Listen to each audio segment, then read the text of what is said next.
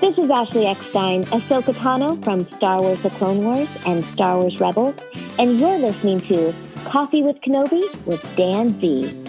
Hello friends and welcome to Coffee with Kenobi. I'm your host, Dan Zehr, delighted to talk Star Wars with each of you. Since May 2013, I've been committed to creating a positive, family-friendly, spoiler-free place for our Star Wars community. Imagine walking into your favorite coffee shop and joining a lively discussion about Star Wars films, Disney Plus live action, animation, books, comics, collectibles, or Star Wars experiences at the Disney theme parks. My hope on this show is to bring that sense of community to this podcast, my website, special events, live video experiences, email newsletter, and more. Join our Star Wars community at coffeewithkenobi.com and be part of something special. Thank you to the official travel partner of Coffee with Kenobi, MEI and Mousefan Travel. Check out coffeewithkenobi.com/mousefantravel for a no-cost, no-obligation quote and let them know Coffee with Kenobi and Dan Zehr sent you. And while you're at it, check out coffeewithkenobi.com/DisneyWish and sign up to join us on the Disney Wish next summer, June 16th to the 20th, 2025 for an unforgettable experience. Cruise with me and members of the Star Wars Coffee with Kenobi community. It's going to be an absolute blast. On today's show, earlier in the summer, remember summer, everybody? Early in the summer, I said, for the next couple of weeks, I'm going to be playing favorite moments and favorite shows from CWK Pour-Over, which is, of course, our weekly exclusive podcast for members of the CWK Alliance. And then I started doing interviews and a lot of other things came up with Disney, and I just didn't do it. So I'm going to do it now. Today is part one of this conversation between myself, Cory Clubb, the co-creator of Coffee with Kenobi, and Tom Gross, who many of you know. He's been a long-time guest. He used to be the CWK newsman for a while, and he's one of my regular co-hosts on Pour-Over besides Cory.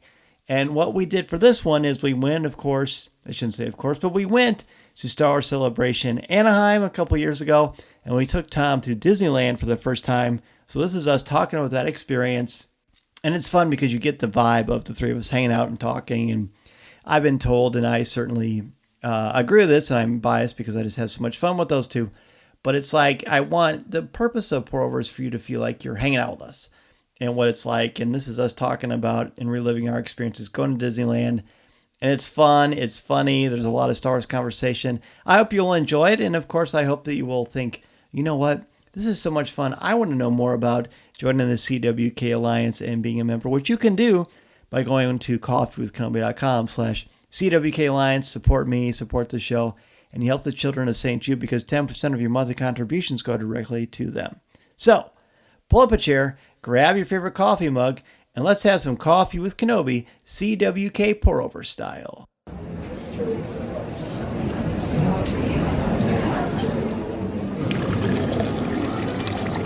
Coffee, tea, or me, Obi-Wan Kenobi. It's Coffee with Kenobi. Well, hello there, everybody, and welcome to CWK Pour-Over. My name is Tom Gross. Welcome to the weekly conversation that we have here on the CWK Pour-Over. And it's not just me. That's right. Hands together, everybody. Let's have a party. Oh boy. Let's introduce everybody before it gets out of hand. In charge of the sound effects tonight is Mr. Dan Z. Hello, everybody. Welcome back to another episode of CWK Pour-Over. I want to let you know that I talked to LJ Sada this morning, and he said that he listened to our last show, and when we started talking about Tom's pajama pants, he turned off the audio. He went on to YouTube and watched the video because he wanted to see you cracking up talking about your pajama pants. And I think that was a good decision, LJ. A really good decision. Well, alrighty then. Pajama pants and all. Let's introduce our third member of this tricycle stool. Welcome, Cory Clubb. This went downhill super fast. I don't know what. That's because we brought up LJ's name, I think. No, not at all. We love LJ. No, I'm glad to be here. I'm excited to be back in the home base and excited to talk more about our extended travels. Yes, yes. So tonight we want to talk a little bit about, not a little bit, we're going to talk a lot about our trip to Disneyland and kind of break that down step by step. I don't know why I thought that was funny. I don't either. Yeah, I was waiting for the I looked music at to- Cory. I thought, is Cory doing something? Huh? Not doing anything. He's, oh no. Oh no. Don't, You guys want to ride? Hey, come on. Jump in the back. anyway, The creature from the new Kenobi, Okay. chapter 3, really was disturbing. you guys Oh, are, he you was guys cute. were much more troubled over that character than I was, but I think I it's wasn't pretty trouble. I loved him. I think it was great. His name was like Fart or Farkle or Freckle? Freckle. Crackle? funny. Yeah. He was quite The enjoyable. Zach Braff character. He's the Yeah, fun no. uncle. He's a frunkle. Oh, okay. Cool. Anyway, we're back to Disneyland. Back to Disneyland, you guys. Speaking of which, I wish we could get back to Disneyland. I was just going to say, I wish we could go there right now. Sooner than later. So, okay. So we came into Disneyland. I'm trying to remember. I'm trying to piece together. There was so much going on when we got there. We got through security. I left my ticket back at the security where you walk through. We walked over from this Anaheim Convention Center. It was like a 20-minute walk. Yeah. But it was great because we had a No little one knew where we were parade going. of people. Ross Yeah. was leading the way. We were just following his big orange shirt. Oh, that's right. But Colby knew where he was going. Yeah, Yep, Colby Colby knew. where he was Yeah. going. So we So followed him. speaking fun. of that, who all was with us at that for that? We got the roster. It was us. It was Colby and his boys. Mm-hmm. It was Ross Sullivan. It was Clayton Sandell. And that was it. That was it first. And then Simbot Detradarian met us later Oh, that's inside right. the park itself. Yes. Okay. So when we got there, we went through the security and all that kind of good stuff. And man, was the place packed. And I was like, this is limited attendance at Disney After Dark. This is crazy. The anticipation was so high because, I mean, for people who may not know, you hadn't been to Disneyland inside of Disney Park since 81, right? 80, yeah. Since 1980. And Cory wasn't even a fetus then, were you? Hey, no. I was not a fetus. We're No. talking Disneyland, so that's why Cory's yawning. That's us. It was after dark for me, for Yeah. sure. Indeed. Yes, I was an 82 baby. So this is Oh, pre yeah. An It was 82 Cory. baby. It was actually New Year's Eve of 79 to 80 that we were there. So, Wow. Man, do you Yeah. feel old or what? That's crazy. no, I wasn't don't even feel born. old, mister. I don't feel old, mister. Whoops. Don't try to make I me meant to feel do the that room. way. Whoops. I meant to do that. Yeah, sorry. There you go. So I want to ask you, what were you feeling? Because I was very aware of how exciting it was, and I'm very aware of, I want him to enjoy it. I don't want him to think I'm like breathing down his neck and staring at him. But I was so excited to live vicariously through you because I knew how much it meant to you, how much you were looking forward to it, and I couldn't wait to. I felt very blessed to be able to share that with you. I thought that was so neat. So how did you feel walking through that tunnel and making your way around that little, the centerpiece, the flag, and then seeing the castle itself, just all of that and being on Main Street? Oh, I mean, it was great. Truth be told, I was a little overwhelmed with the people, the amount of people, and so it makes a lot of sense now because I felt like everyone was just walking at us. Oh, Sure. they were leaving. Yeah, we're leaving. So that explains that. But how much fun it was to walk in here in the Main Street area, and then we got to, what's the square called? There's a name for that? Or is that just part of the Main Street? No, there is. I can't think of the name. Actually. Okay. But, I recognize all of these names and everything that I'm seeing as I'm walking through this Main Street, just it says fun. You see character names, you see famous, again, sayings. None of them are coming to my mind at the moment, but Mickey Mouse? Well, I mean, yeah, Mickey Mouse, but I'm trying to think of there's like names of the stores and No? The buildings along the way. Emporium on the left, and then you've got the most of Mr. Lincoln on the right, and just a lot of iconic stuff. Exactly. And so it all said fun. And so I was putting on my happiest face, and feeling the joy of it.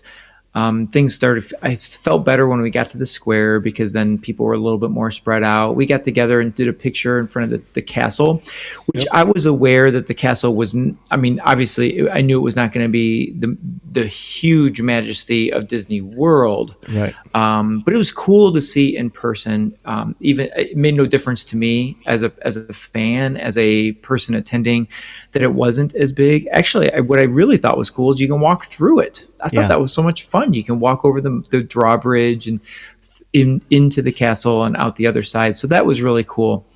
I think it was the nostalgia that really hit me, and I think that's what I've been trying to explain. Is just it felt so nostalgic. I mean, I have slight memories from when I was 10 years old, walking around Main Street Disney in Disney World, and so a lot of that fun and youthfulness and excitement was kind of coming back into these old bones, I suppose you could say.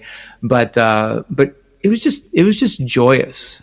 It was just joyous. We lined up for those pictures, and Clayton has been to Disneyland countless times. He's probably been to Disneyland as much as I've been to Disney World because he grew up in California. Colby has been to Disneyland several times.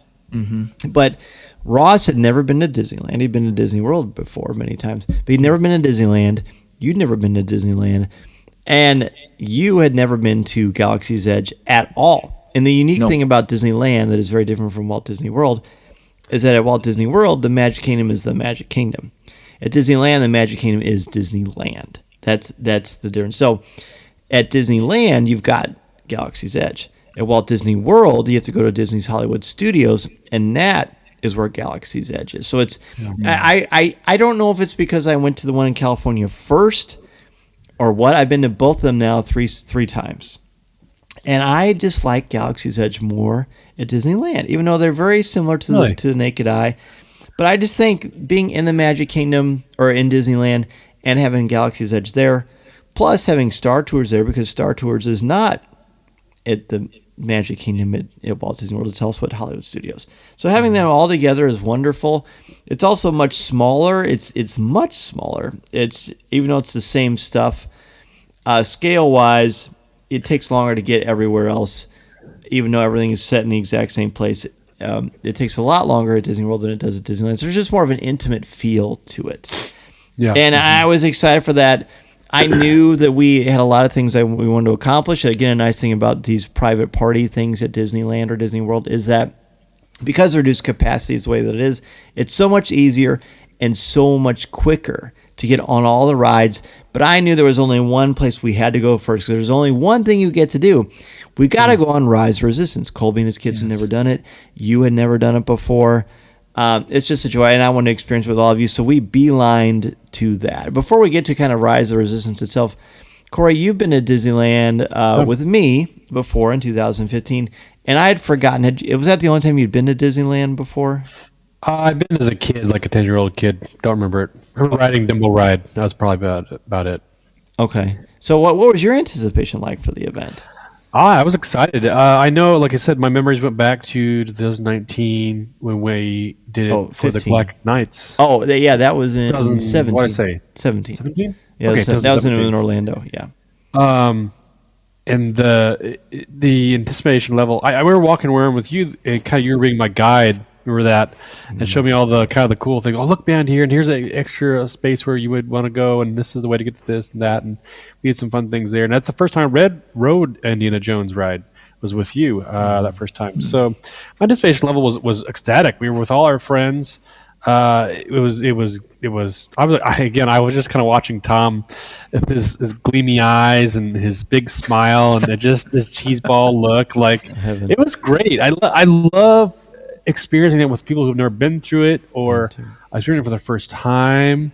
It's just fantastic. You don't want to. It's almost like you don't want to say anything because you're like, no, you just want to experience it. You don't want to break the magic, and it is magical for sure, and exciting for me to be with my friends and be with Tom and as he experiences this, and just to see the interesting.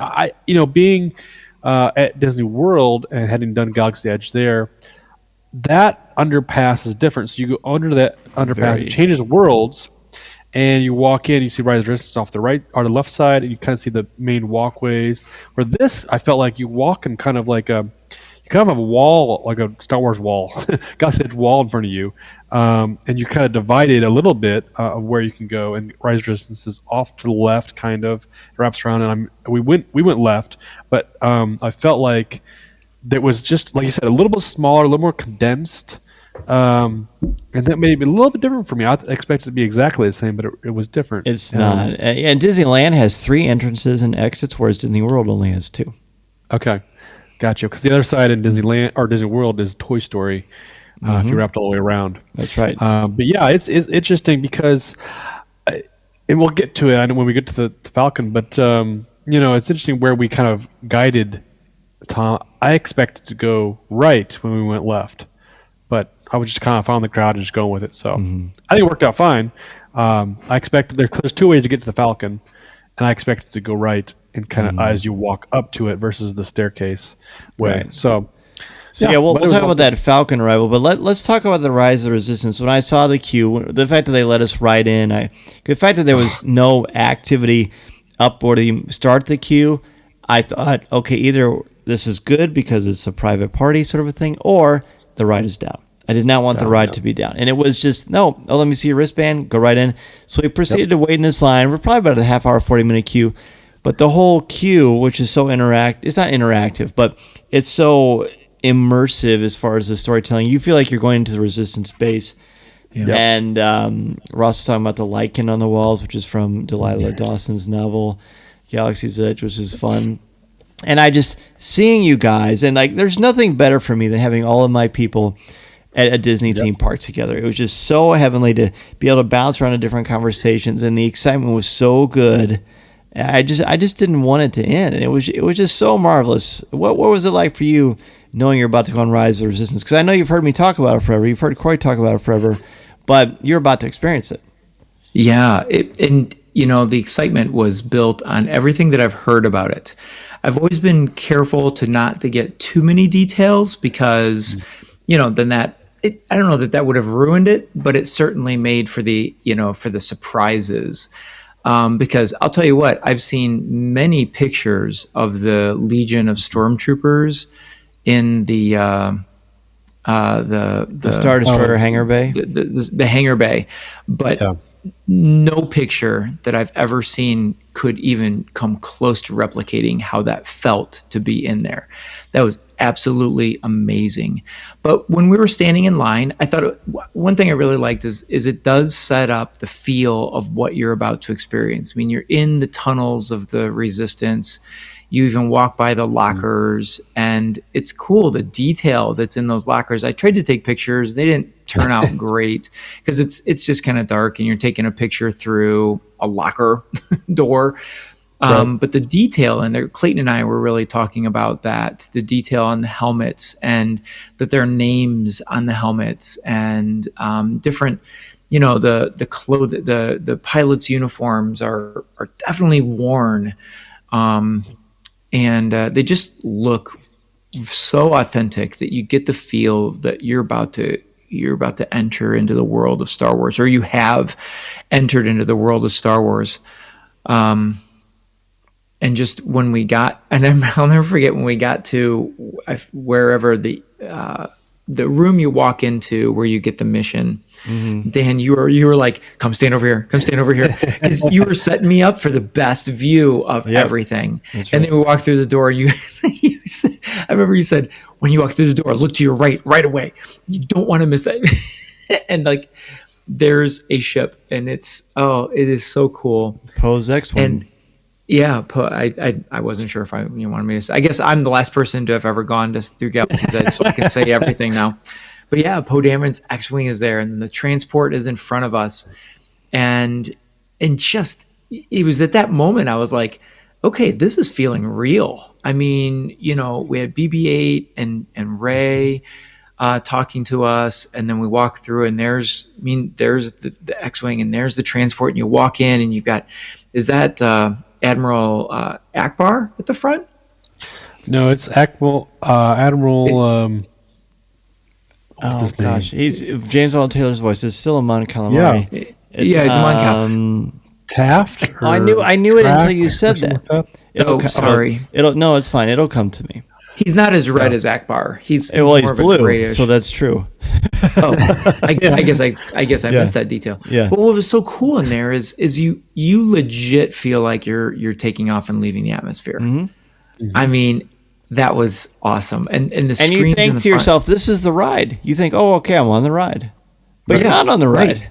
No, because you land. Well, you're pulled in rather. Yeah. And then okay, so here's how I felt when we left that, and the Imperial or the First Order officers are there. I was like, I felt like I was in trouble, you guys. Yep. I didn't take nearly as many pictures as I wanted to because I kind of felt like I was going to get scolded. Well, there's a picture I took of you in front of the Stormtrooper, and I sent it to Deanna, and she said, the look on his face is exactly how I felt the first time I did this. Because you feel like excited and all, but you're also scared that you did something wrong because of the way the cast members are so good. Yes, that was magnificent. And I think that is really what makes this ride so unique is the level of different aspects of entertainment you're going through. You're walking places, you're flying places, then you are seeing real people. You're seeing, I don't know, animatronic stormtroopers, and then you're seeing holographs screens that look real. When we see Kylo Ren and Hux, and before we're rescued, I was like, I think those are real people up there. And I was like, wait, no, maybe it's not. Well, no, it is. And you just, if I wasn't spending so much time trying to figure it out, I would just, let go and enjoy it for what it is. And it was magnificant. It's Lieutenant Beck, by the way, B-E-K. I knew I think of it. All right. So anyway, the one thing that I was surprised, but I shouldn't have been, was every time that, like, on the screens, let's say in the transport when you're flying up and you're getting attacked by the TIE fighters and going to the Star Destroyer, you have the screens on the left and right of the pilots kind of reporting in. Yeah. And it's the actors of the sequel trilogy. They filmed all this stuff during the Rise of Skywalker. Okay. I guess I should have expected that, but I didn't, which made it feel more when you authentic. Saw that hologram of Daisy Ridley as Rey right away, weren't you like, wow, this is serious? Because it looks amazing, and it's actually Rey there. I think the best way to describe Rise of Resistance is that you honestly feel like you were in a Star Wars movie for like 20 minutes. Yeah. It is true. And I know we'll get to this part, I'm sure, but I legitimately, when we got off, the first thing I said is, I feel like I flew through space. Yep.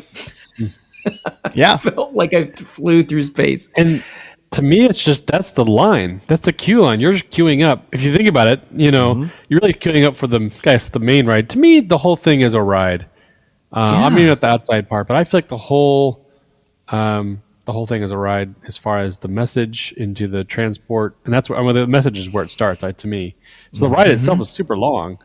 And like you mentioned, like, that was one of my wife's favorite rides. Like, she thought it was fantastic. Like, just the concept of doing that, going from excitement to almost feeling dread.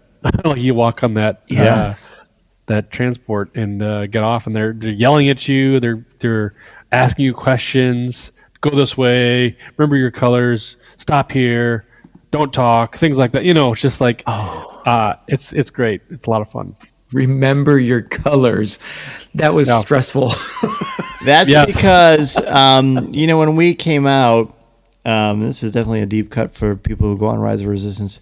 When you come out and you see the auto animatronic of Finn there, if you go on the blue one or the orange one, you end up moving your car and you're in front of the AT-AT, and you go up and the AT-AT starts shooting at you, and you go backwards really fast as the AT-AT is shooting you, which you've probably not, Cory, you've probably seen that before, but Tom, you obviously haven't seen that yet, but you will someday.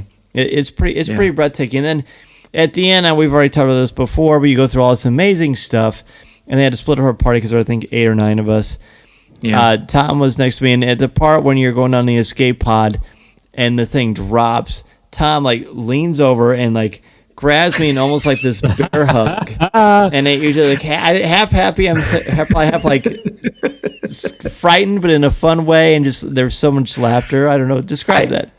I just wanted to make sure you were safe, Dan. I was afraid for your well-being as we were jettisoned from the Star Destroyer. Just want to make sure you're all right. That was an amazing moment as you fall out of that, and you like. Were you expecting that at all? No. And here's the funny thing: is someone told me that there's a drop. It might have been you. I don't remember. It was me because the drop always makes me nervous. That there's a drop, and I'd completely forgotten about it. But it fits into the story so well that it like the drop makes complete sense, and it adds to the realism of like entering space. In my mind, I don't know. It's a feat of engineering. The entire thing is just a masterclass in attractions, in showmanship, in theme park engineering. It's a feat. It's a marvel. So right before that moment, I have to ask. We've dealt with Kylo Ren is chasing us at this point, right before being jettisoned, and there's a moment where you're kind of moving backwards, and you turn our car anyway, turn to the right, and like he's there, full body, and that was scary. I know. He's scary in it.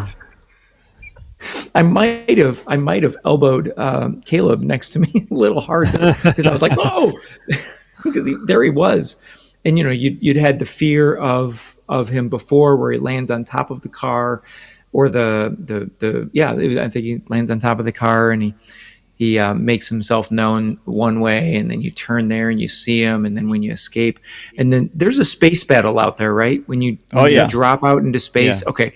That's where I was like bear hugging and shaking you, like Lucy shakes Linus, and you just fly through space there, and oh my gosh, it's sublime. It is just absolutely wonderful. And when you get off the ride, you just feel like insane. You're excited. You're excited. You lived. You made it. I think you're cheering. Everybody's getting high fives.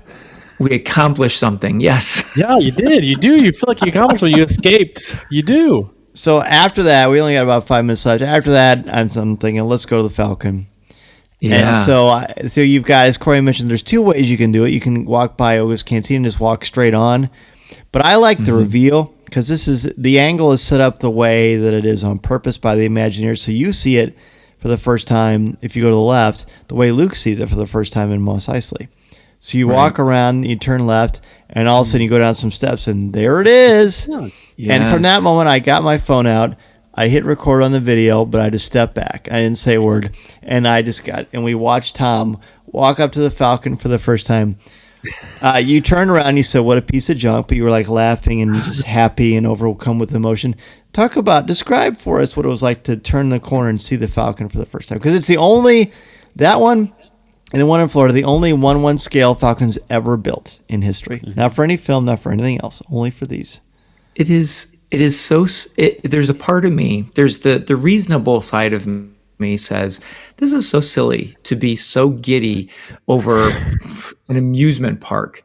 But then the emotional side of me kicks in and says, you know what? This is what we wanted. And when I say we, I mean anybody who's a Star Wars fan from the 1970s, 80s. This is what we wanted. We want to be able to be, when I play with the action figures, and I've got the Falcon ship sitting there and my action figures are walking into it. I wanted to do that. That's why we play the action figures, because they we live through them and we tell the story through them. And so when we came into that area and we stepped down those steps and I looked, it's just overwhelming. Because I had to sort of look around at the setting and what's around the Falcon, because I thought maybe this is just something else. I don't know what I'm looking at. And I see on the left-hand side is the tower, and you've got the other ship sitting up there on a platform, and to the right, it looks like I'm in Star Wars, you guys. We were all in Star Wars. Mm-hmm. And because of the crowd and because of Disney at Dark and I don't know if it's because of Celebration, but there were hundreds of lightsabers like igniting all around. And it was so cool just to watch it. But you're looking at this massive ship and thinking, this is the ship that does the Kessel Run. This is the ship that helped Luke defeat blow up the Death Star. This is the ship that Rey saves the Resistance on Crate. Like, this is it. I'm standing in front of it. And I turned around. I'd kind of planned that I would probably have some sort of a quip or something like, what a piece of junk. And I'm glad I did that, because otherwise I'd have just stood there dumbfounded and look like a complete idiot, which I may have anyway. But I feel like I'm not alone in doing that. And then I just sort of started walking. I sort of lost track of you guys, and I wanted to look around it, and just kind of draw it all in. And I thought that it was going to hit me emotionally a little harder. That came later when we were standing in line, to be honest with you. Oh, really? I didn't know about this. I tried to play it off. So if you didn't notice, then you didn't, then I played it off. Anyway, I walked around it, and I just, like, the emotion didn't hit me. It was more the joy that stayed with me. Like, this is so awesome. Like, in 1977, this is what I wanted. I wanted to be able to see the Millennium Falcon and pretend I was Han Solo or Chewbacca or Luke Skywalker. And it was just so cool to look around, and the detail that they put into that ship, and just the whole atmosphere, the detail is so spot on that you really do feel immersed in it. And so when we got in line to fly the Falcon, we were standing in there, and it was when we were going up the ramp, kind of at the end. There's that engine that they're playing with, kind of to our left when we're standing there. And I looked back over where they've got the sabacc table, and it's just sort of like a workroom. And that's when it hit me. That's when it hit me that I'm about to fly the Millennium Falcon. And I know, once again, the reasonable side of my brain was like, dude, it's a ride. Just chill. You're just gonna have a good time on this ride, whatever. But the emotional side of me kicked in and said, this is the Millennium Falcon, and this is a workshop, and it all felt so real that's when the emotion kind of took over. And thank goodness, all of you guys were just sort of talking and chit-chatting, and I was just sort of standing by myself, and I had to wipe the eyes a little bit, because I just the emotion overcame me as we were standing there. And then when we were able to see the windows, I'm glad I had it pulled together when we got to see the windows above the Falcon, because that was so cool.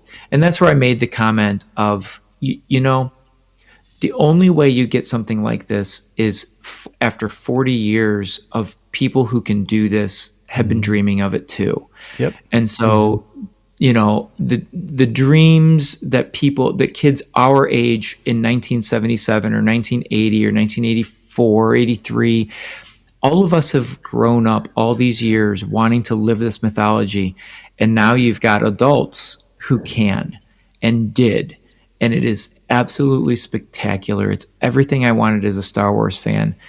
And I don't know if you want to say something else before. Let's talk. We can move into flying the Falcon, and then we'll wrap the show. I would say, why don't we save? Let's start off the next week with flying the Falcon, walking into the interior, and all that good stuff too. So take us out, good sir. Oh man, of course, my pleasure. Speaking of pleasure, it's our pleasure to have all of you joining us on CWK Pour-Over every single week. It was so much fun hanging out with all of you at Star Wars Celebration, and just being able to share with you here on the show, and then get your feedback through social media. So keep that coming. We love the conversation with you. I hope you continue to enjoy the conversation between Dan, Cory, and I about Star Wars, silly things like Marvel, or funny little food snacks and this and that. So thank you all so much for joining us on CWK Pour-Over. Once again, don't forget that a portion of your contribution goes to support St. Jude's Children's Hospital, and try to make those dreams come true there as well. So until next week, Oh, hold your breath because we're about to take off. We're about to punch it, Chewie.